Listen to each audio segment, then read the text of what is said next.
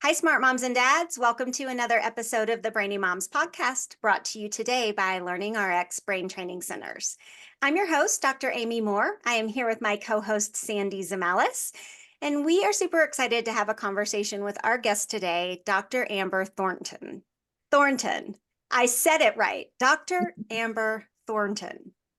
I'm going to run this one more time so we can edit that out. We are super excited to have a conversation with our guest today, Dr. Amber Thornton.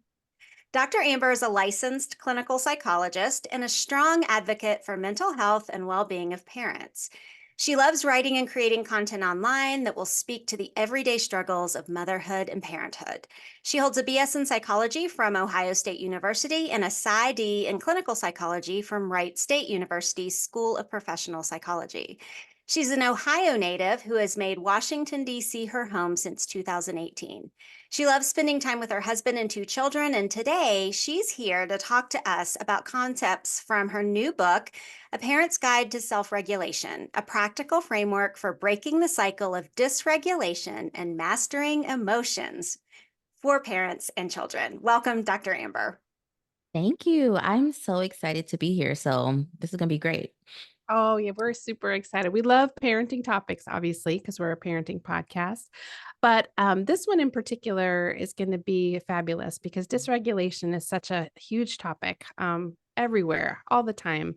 And so let's start there. Why don't you talk to us a little bit about how you became engaged in dysregulation as a topic and helping parents become dysregulated?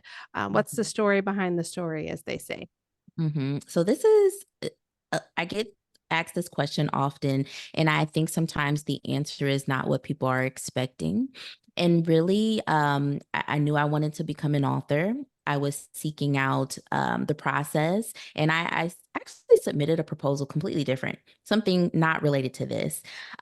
Luckily, the publisher got back to me, and they were like, "Hey, we actually want someone to write a book about this, parents and dysregulation." And I immediately panicked because I was like, "Oh my gosh, I don't know anything about that. I actually am struggling with that. There's no way I can write this book." I didn't say that, but in my mind and what I said to my friends and family was they want me to write this book about parents and dysregulation, and I'm the most dysregulated parent there is. So there's no way I can do this. So what did you And say to them? Did so you say anything to them? Or did you say, yeah, I I got this? I said, "Yeah, I got this." But secretly, I was really worried, to be completely honest with you. I was very skeptical, but I saw this as an opportunity, um, not only for me to help other parents, but also for me to grow in a really big way as well, professionally, but then also personally. And so once the topic came onto my radar that way, I quickly started to realize all the ways that parents around me, especially mothers, actually were struggling with this. It was like the introduction of the topic essentially opened my eyes to realize, oh my gosh, even the families that I've worked with clinically, of course, dysregulation, and of course is showing up in their children. It's because the parents also are really needing some help. So it really I I know I'm sure we'll get to this, but writing this book changed my life because it really helped me to have a different perspective for the work that I'm doing with families. It allowed me to connect with parents and especially mothers around this topic, to just talk more about it and what they're really struggling with. But then also it changed me as a mother. And so that's the story of how it became the story. It was really an accident, but it became a really huge blessing for me and a lot of other people too. How old are your kids? 3 and 5.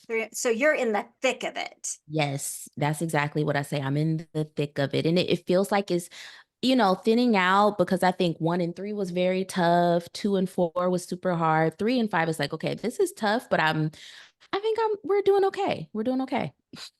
Well, as parents of adult children, Sandy and Mhm. I can promise you, you will get through it. Oh, yes, thank you. So let's just do some basic defining for our Mhm. listeners Absolutely. before we get into some other things. Talk to us about what dysregulation means, like Mhm. define that, and then tell us what it looks like. Absolutely. So When we hear the word dysregulation, I think the first image that comes to mind is a child who's having a tantrum.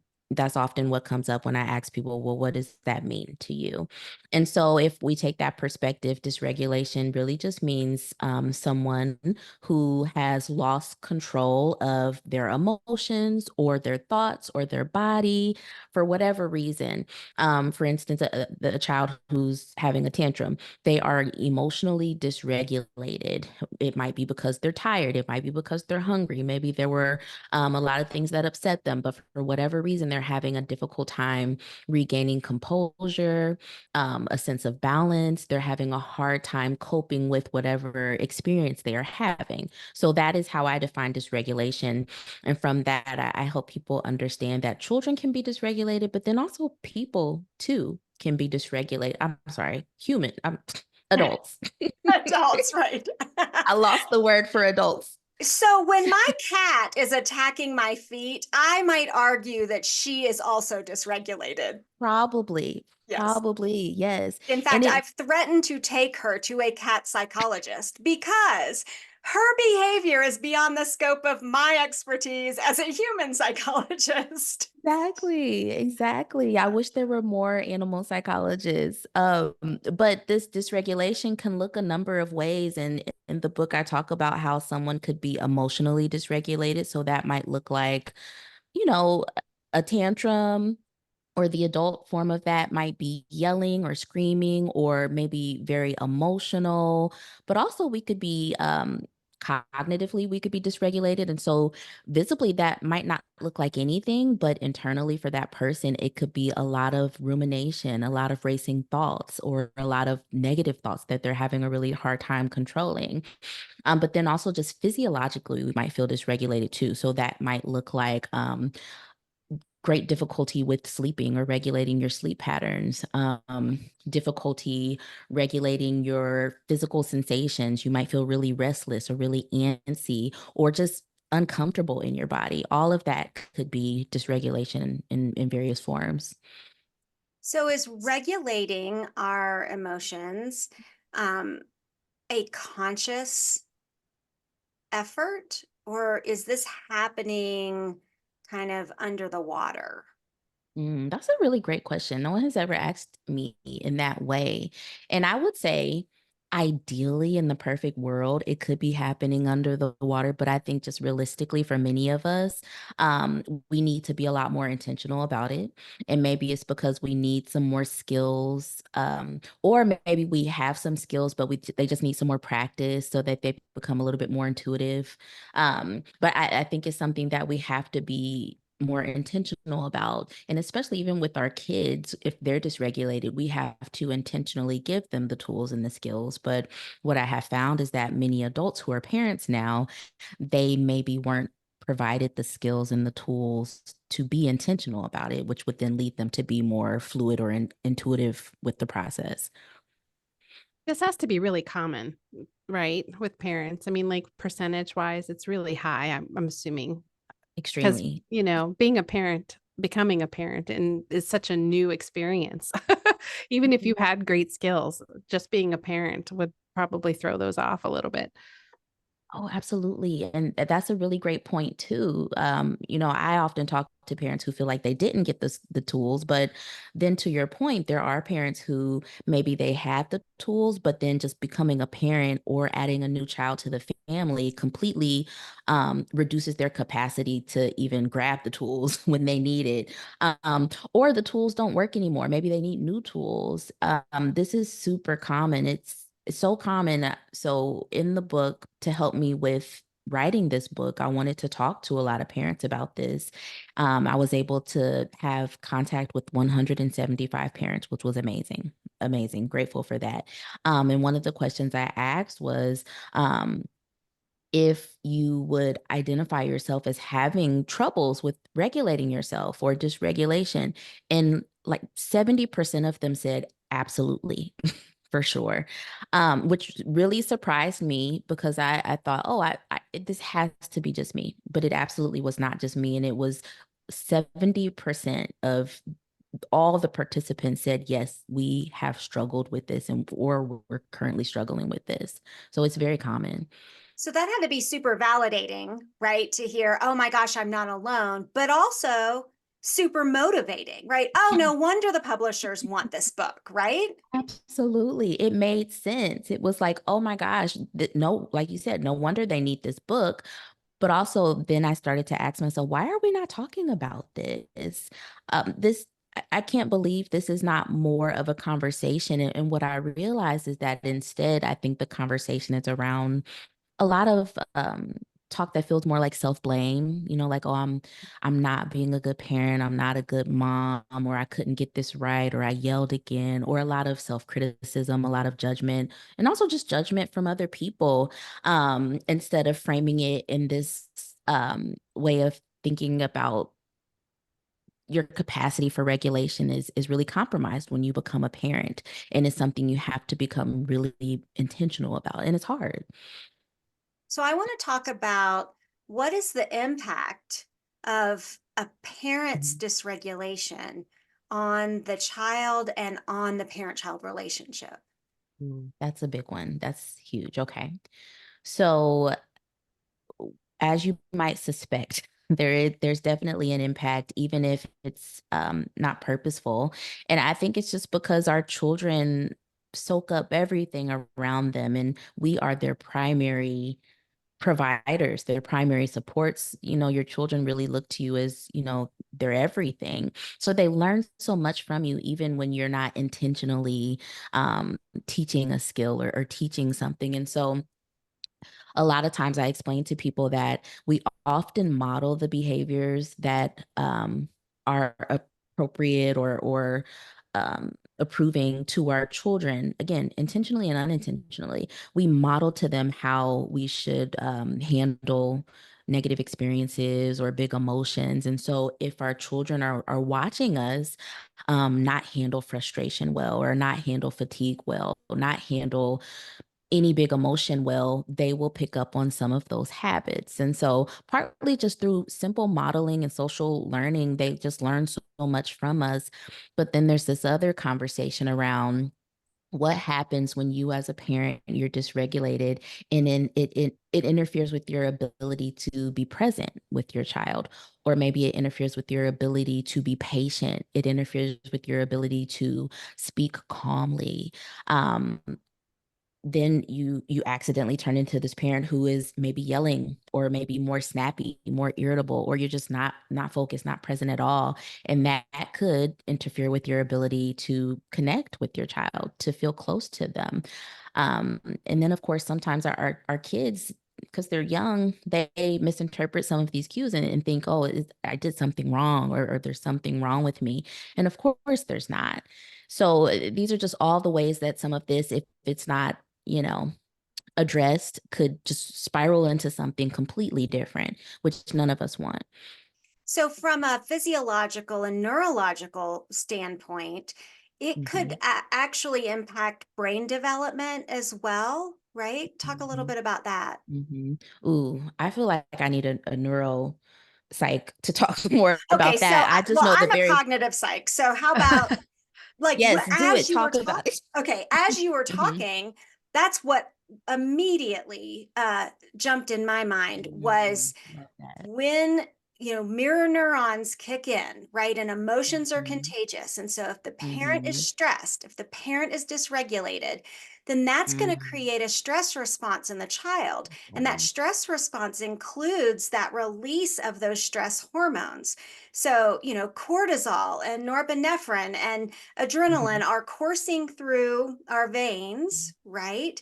So not only Mhm. does that have a physiological impact, children should not stay in a stress response, Mhm. but that impedes brain development. Mm. Thank you for illuminating that. That was brilliant to hear. Um, absolutely. Absolutely. Yeah. And again, the one thing I've noticed too in just the conversations that I've had with parents is that realistically, a lot of these families were under a lot of stress and or are under a lot of stress. There's a lot going on. Many of the parents I talked to had children during the pandemic, work responsibilities, some of them are caring for their own parents. I just think right now there's so much going on for parents, and what ends up happening is that stress becomes normalized, especially these very high levels of stress. And so we don't even realize how negatively it could be impacting us, but then also our kids too. Let, let's talk about this kind of framework of dysregulation and put it in the context of parenting styles. That was probably the most interesting part of your book that I wanted to pull out, because we talk about parenting styles all the time. All the time. But you look at it through that lens of dysregulation. So explain to our listeners more about your perspective on that.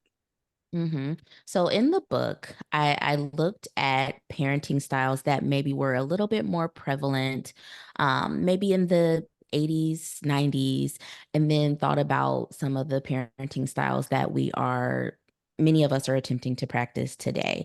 And so granted, I think most people that may have been maybe reading the book or have bought the book, they're probably millennials, maybe like younger Gen X. And so they probably were children in the 80s, the 90s. And so what I talked about was that many of the parenting styles that we may have seen at that point, maybe again, unintentionally, may have elicited or been influenced by a parent's level of dysregulation. So for instance, and this is a hot topic, I know, but I talked about the use of like corporal punishment or really harsh punishments, more authoritarian. Yes, I always get that authoritative and authoritarian mixed up, but that style of being very strict and very firm, just kind of thought about what if some of those principles or that style was influenced by a parent's level of dysregulation, and how dysregulation could even lead to making that a lot worse. Um, but then also I talked about how parenting styles today, gentle parenting, positive parenting, conscious parenting, a lot of the time, the priority really is getting us to look inward a little bit more and pay more attention to ourselves. And so, as parents, and so that can feel more challenging or more difficult, but how it inherently allows us to really go deeper and really have a better insight around how is this impacting me, and then how does it then impact my child. It was an interesting chapter for sure, because there's definitely pros and cons to every parenting style, and I like for parents to pick the style that feels most appropriate to them. But I just thought it was interesting how that played out. Yeah, so that because I said so, Mhm, authoritarian style, mhm, I would guess either it comes from a place of dysregulation mhm. or it probably feeds dysregulation. Exactly. And thank you for saying that. I think that was what I also wanted to really bring out with that, because I said so. Don't talk back. We don't really get to, as the child never really learns, well, how do I communicate my needs? Or how do I express when I'm upset? Or am I even allowed to be upset? Right. So uh, some of that was missed in some of the previous parenting styles. Whereas today, I think what we're finding is that mental health, well-being, emotional health, parent-child connection is very much prioritized in some of the parenting styles today, or the popular parenting styles today.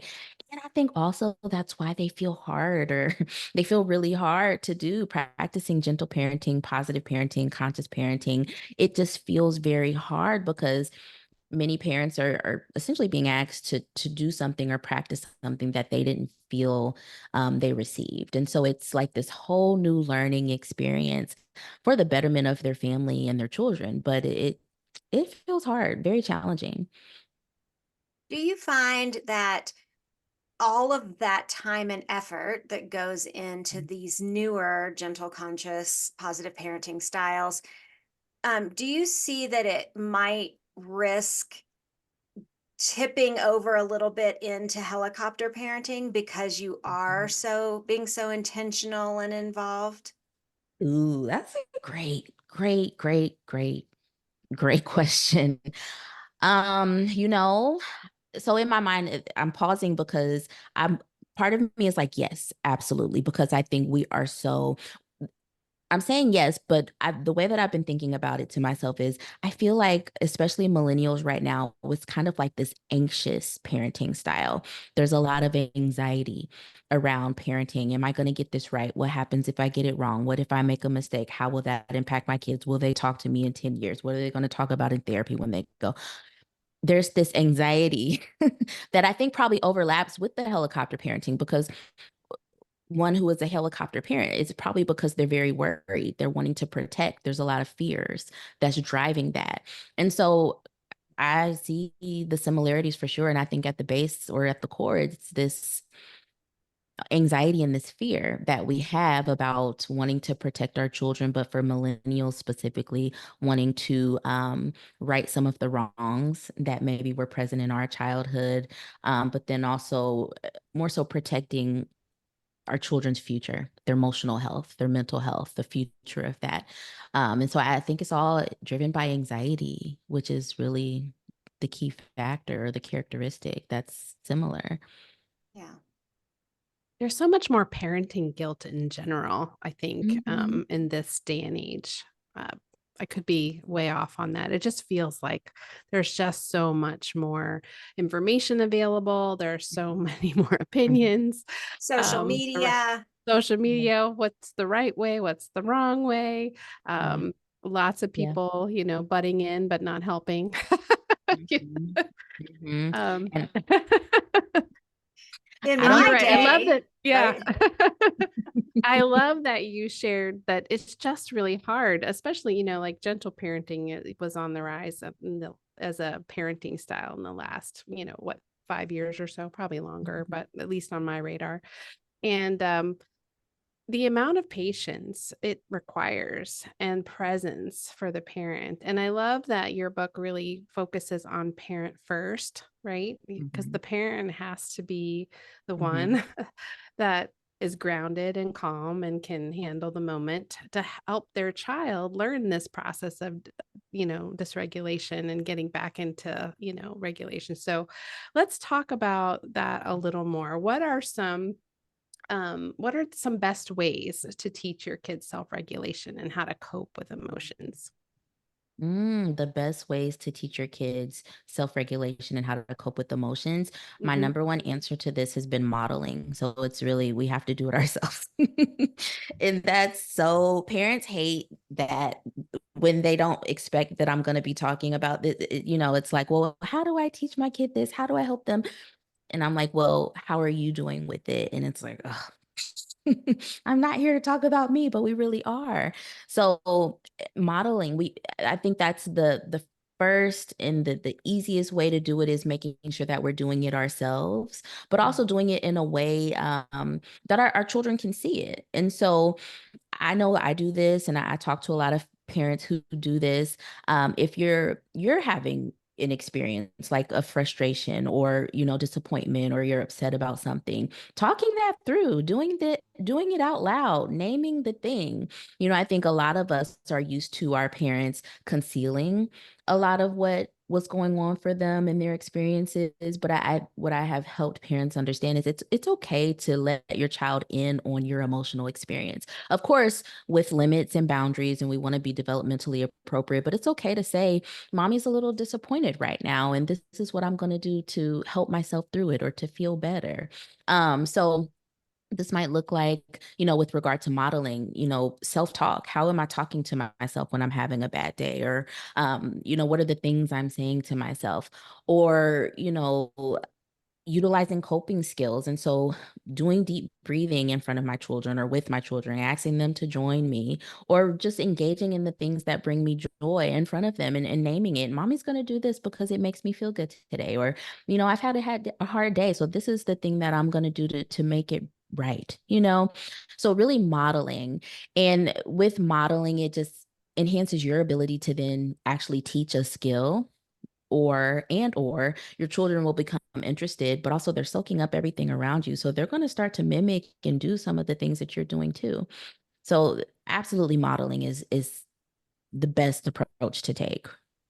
Yeah, so I have taught my youngest some Mhm. breathing and grounding exercises, some exercises that, will vibrate his vagus nerve so that it presses the brakes on that, sympathetic stress response.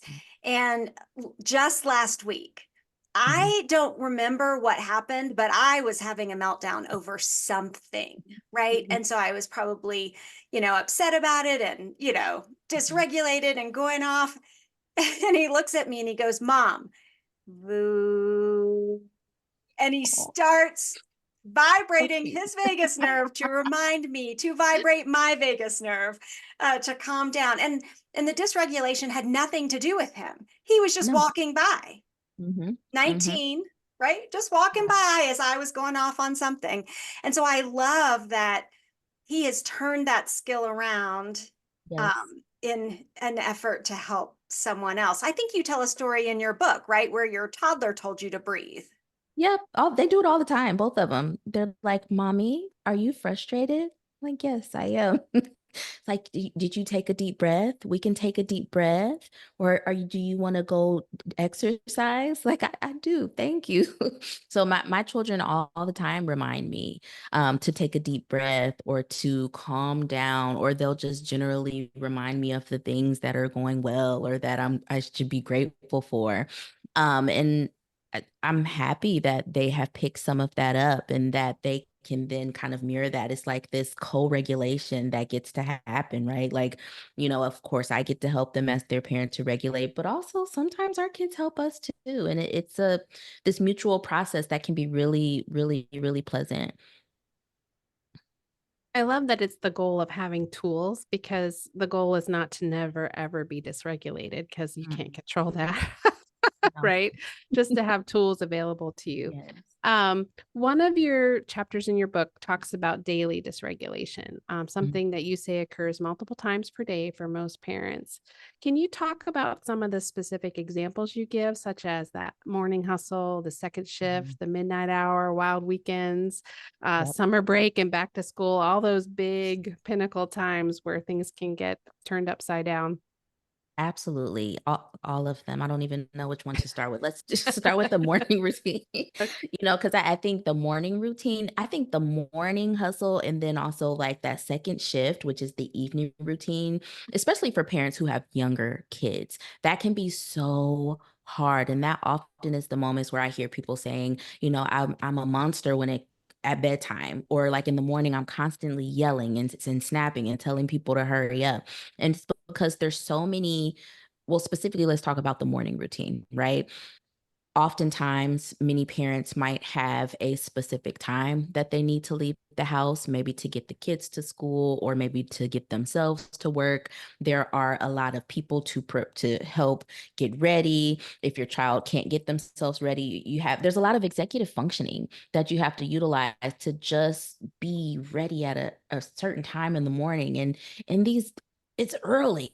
Sometimes it's like before 8 o'clock where everyone has to be dressed and ready and out of the door. So there's a lot of time pressure. There's a lot of responsibility in a short amount of time. Again, there's a lot of executive functioning. And so what if you're a parent who is having big emotions and that's maybe taking away some of your capacity to attend to those tasks? Or what if you're a parent who is struggling with depression or anxiety? That can make these tasks feel really, really hard. And so that's why in those moments, it might feel like they're more likely to experience these moments of dysregulation because your capacity is low, there's a high demand, there's a lot of time pressure. And so you feel, that pressure so much more. Same with the evening routine, but the thing with the evening routine is that by the end of the day, many parents are fatigued.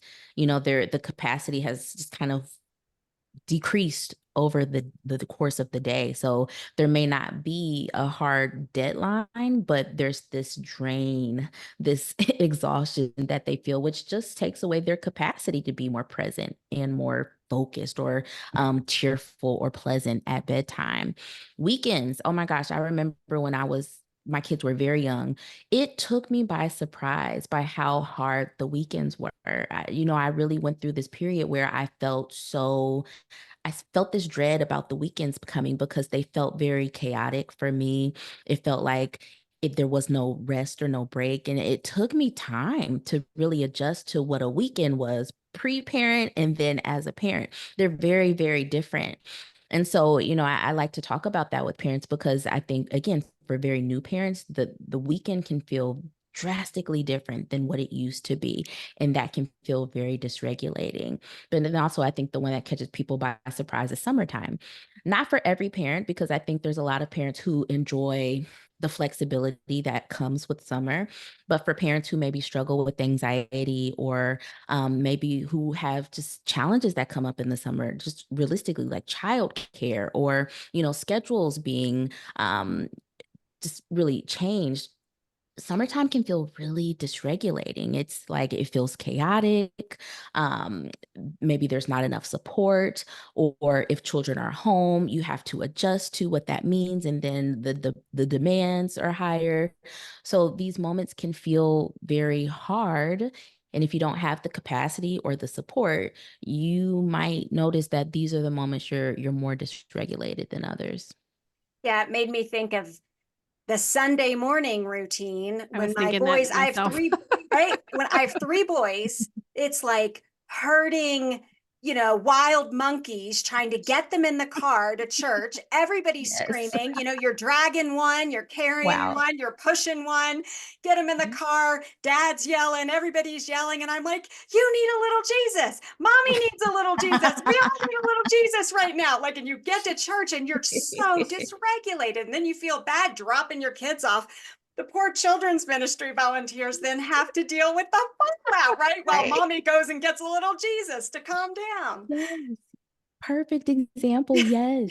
Literally, yes. All of it. And then I think what you said, the guilt that you feel, I think that happens in that example. But then also I hear this all the time with parents of like the morning, they've been yelling, the drop off goes terrible. Then you get to work and you're just like devastated because you didn't get to start the morning off well, or it feels like the connection was ruptured first thing in the morning. And that can feel really terrible for the child, but then also for that parent who then goes through the guilt cycle and the self-blame and all of that. And so it's tough. It's tough. Yeah. Okay, we need to take a break and let Sandy read a word from our sponsor. And when we come back, I just want you to give some moms some tips on what they should do if they find Mhm. themselves becoming dysregulated when we come back. Being pulled out of class for reading help in third grade through sixth grade really hurt Joshua's confidence. He regularly referred to himself as dumb or stupid, and he often rushed through work just to get it done. His parents enrolled him in Learning RX's personal brain training program, something they referred to as a complete game changer. At the seventh grade parent teacher conferences, Joshua's teachers were so impressed with the improvements that they asked what intervention had created such drastic changes. Now, entering eighth grade, Joshua has not only been thriving academically, but also enjoying learning and even reading for pleasure. His parents are proud to report that Joshua is feeling so much more confident that he even performed in the school musical. While your child may or may not achieve these same results, Learning RX would be happy to work with you to get the answers about your child's struggles with learning. Get started at learningrx.com or head to our show notes for links for more helpful resources. I love those stories. Okay, so Dr. Amber, I would love for you to share a little bit about these three different approaches that you Mhm. have created or identified or named, really, for Mhm. parents to use when they need some help with regulation. Absolutely. I'm excited for this part. So, in the book, I talk about this framework that I call the PCR method. And the P, the C, and the R, they all stand for something, a specific type of approach that you can take when you are finding yourself becoming dysregulated and or have been dysregulated for a really long time. I realized that there needed to be three different approaches for a few reasons. One, because everybody's different. And so, people just gravitate to or need a certain approach depending on who they are, but then also depending on the season of life that we're in or what we're going through. So, for instance, sometimes I just need like the basic tools. Like I just need to breathe. I just need to think about what has triggered me. But then other times I realize I need to actually just sit with my emotions and really go deeper with myself and go more internal, and less about tools and more about, okay, well, let's go in. And then there are other moments where I just have to laugh and chuckle and say, hey, this is life. We're going to roll with it today. And so I want to explain all three of those a little bit and then talk about how you utilize them. So for the first one, it's the P stands for practical. And so that is the approach for the parents who feel like I just need some tools.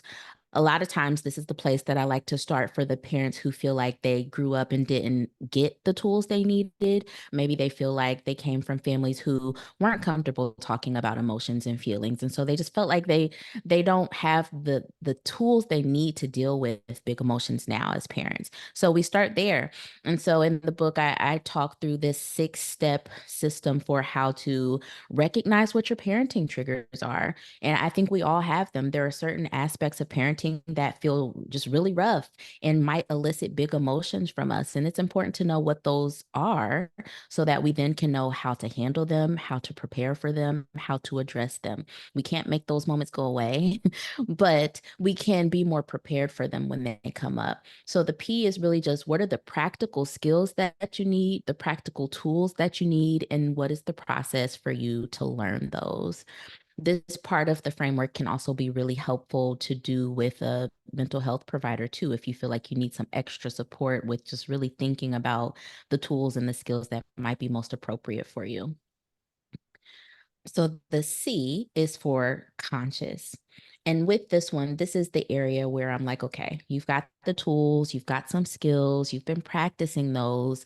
Now it might be time to go deeper a little bit. And really, let's just think about what are these emotions that keep coming up for you that are then leading to dysregulation? What do you think about these emotions? How do they feel for you? Why do you think they're here? And so that's really the moment where you get to just kind of sit with yourself, be with yourself, and reflect on the actual emotions, not trying to make them go away, but really just trying to better understand them. With this approach, I really want the goal is to become more self-aware with what's going on for you and what's impacting you. And what I have noticed is that with this, the C, the conscious, many people often start to connect with this inner part of themselves that maybe needs more of something, maybe needs more joy, or maybe needs more support, or maybe needs more encouragement. Or sometimes there's this little child in them that's like, hey, I needed this, 20 years ago. Can we work on this? And so in that part of the book, I talk about this concept of reparenting, which is essentially like, all of us has this little child in us who maybe didn't get all their needs met. And maybe now they're kind of tugging at you like, hey, can you pay attention to me? I need this met. And your parents can't do it anymore. And that's okay. It's up to you now. So just kind of going inward and really learning more about your emotions, your emotional experience, and what's impacting you. So you have more self-awareness around it.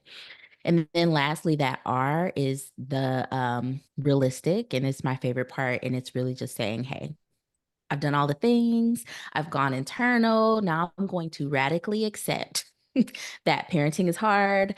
I will continue to make mistakes. I am an imperfect parent, and that is okay.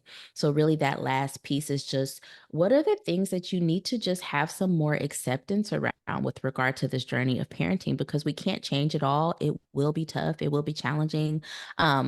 How can we just radically accept what is and then move forward? So putting all those pieces together, I think can be really helpful. And again, I encourage people to think about where you are in your parenting journey, where you feel like you need to start. Many people might need to start with the practical piece, or there might be others who are like, hey, I actually just really need to work on some acceptance because there's a lot of things here that I can't change. Or others might feel more comforted with being in that C, that conscious piece where they get to learn more about themselves. But I think they all can be valuable in this journey, and even better when you put them all together. Yeah, what I found in the counseling setting is when people can choose to radically accept some things, Yeah. then it it is this aha moment that there aren't a whole lot of other things left that you really need Right. to work on, right? So you walk Right. in thinking everything is horrible. And then once you Mhm. choose to radically accept those things that you absolutely have no control over, they just exist, they just are the way they are. And then you break down the rest, you realize, maybe I don't have as much work to do as I thought I did. I love that. Yeah, it just takes away all of the noise, and you really get to go to the things that you actually can control, and many of them are, not many things, not a lot of it. And so it's I like that. It's just kind of accepting what is can be so powerful, and I think sometimes we just undermine or don't realize how impactful that can be. Well, and to have someone give you permission to Yeah. just let it go. Mhm. Right, because I think sometimes we Mhm. get in this perfectionist mindset as moms especially, right? And so if Mhm. we don't do it perfectly, then we shouldn't do it at all. Or if Right. we don't do it perfectly, then we're a complete and utter failure, right? Right. But so I think then when we can say somebody gives us permission that it's Mhm. okay just to accept that some things are going to be the way they are, we probably are going to screw our kids up in some way or another Yep. over the lifetime of parenting. We do the best that we can, Mhm. with the tools that we have, and we just keep learning. Absolutely. And I think what I have got from writing this book and talking to all these parents is just this idea of framing parenting as like this lifelong journey, that none of us are great at when we first start, but we get better over time, but better doesn't mean perfect. And so there's a bunch of opportunities for learning, both for our child, but then also ourselves. And I just love that part of this, how we get to learn about ourselves and we get to learn from our mistakes, but also we get to model for our kids how to make mistakes and then how to repair that and how to deal with that. And that is just so helpful. You guys remember the movie Parenthood with Steve Martin and I think it's the 80s, early It's from 90s. the 80s. Yeah. Dr. Amber's I'm too young to I'm remember dating that. myself. Well, one of my favorite scenes in there is at the very end when Steve Martin is dysregulated because the whole world is spinning and he's looking around the room and his I believe it's his mother-in-law, who's in her senior years and she's just going with the flow and she says to him something to the effect of, some people, when they go to the amusement park, they love, this type of ride, the one that just spins, and they like this type of ride, the one that doesn't really do anything but swing. But I like the roller coaster. And she goes on about how, you know, the roller coaster has the, most fun. It's got the highest highs and the lowest lows. And it was kind of like this metaphor to parenting. And I kind of think about that all the time of like parenting is just a dance. It's a roller coaster. It's a journey. And learning how to accept the journey is part of the fun, but that's where our growth is too. Just like you're saying, Dr. Amber, being a parent isn't really about our kids. It's about us learning how to be an even better adult and learning all the things we didn't know because our kids just mirror back to us all our flaws. Mhm. Mhm. Oh, absolutely. It's funny. I love that. And that's the approach I take in my own parenting journey. And in this book, I actually dedicated it to my son because he's the one that I feel had to kind of take the brunt of me being so imperfect when I first started as a parent. He's my oldest. And so, I think about him a lot as I go through this journey. But then also, I recently was thinking of all the things he's teaching me that he doesn't even realize it. Like he's teaching me that it's okay. Like I'll be saying something. He's like, Mommy, it's okay. And I'm like, oh, you're right. I don't have to be worried about this right now. Or he's just teaching me just to be playful. Like my kids this morning created this whole dance party in his room with like these lights and they turned on Kids Bop. And in my head, I'm like, you guys, it's actually time to leave for school. But we took a few minutes to have a dance party. And I'm like, oh my gosh, he's teaching me that it's okay to be playful. Like it's okay and to not take things so seriously. And I really need those lessons. So I love that we get to learn so much through this process of parenting. I'm learning a ton. And I hope that my kids are learning as much as I'm learning. But I'm learning so much just in this short amount of time. And I want more people to take that approach to this. There's highs, there's lows, there's ups, there's downs. But put it all together. It's this great experience that we get to be on a journey together with our kids. And it's beautiful. I love that. Mhm. So will you still write the original book that you proposed? I have no idea. Maybe. You know what? You've planted the seed. Now let me think about it, and I will get back to you. Okay. I do want to write another book, but now I feel like my world has been opened up. There's so many things I want to talk about now, but maybe. All right. Well, you'll have to come back and talk about that one. Absolutely. Yeah. Is there anything that you didn't get to say that you want to leave our listeners with today? No, I just hope that you all enjoy this book. And, one thing I will say is that if you do feel like you're in this process of struggling with your big emotions, that you're not alone. You are not alone, trust me. And I think that there is some hope and some support for you. And I hope that this book can be a part of that for you. So you're not alone and you're doing great. Yeah, I think that had the biggest impact on me as I read your book and I read the research study that you did and that aha moment that you had that 70% of moms feel dysregulated. Um, and so that's a phenomenal message, right? It's why group therapy works so well because you realize that there are other people struggling with the exact same thing. And so Mhm. for you to put a little bit of group therapy between book covers, that's pretty genius. Mm. Well, thank you. That wasn't intentional, but it happened. I'm grateful. All right, Dr. Amber Thornton, thank you so much for being with us today. Listeners, if you would like to connect with Dr. Amber, you can visit her website, dramberthornton.com. She's on Instagram at Dr. Amber Thornton. Actually, she's on all social media accounts at Dr. Amber Thornton. We'll put all those links in the show notes so that you don't have to remember that. Hey, if you like listening to us, please leave us a 5-star rating and review on Apple Podcasts so that we can reach more smart parents like you guys. And we'd love to see you on Instagram at the Brainy Moms. And Sandy is super fun on TikTok at the Brain Trainer Lady. So if you want to check out how to improve cognitive skills and what those activities and tasks look like, visit her there. So look, that is all the smart stuff we have for you today. So we're going to see you next time.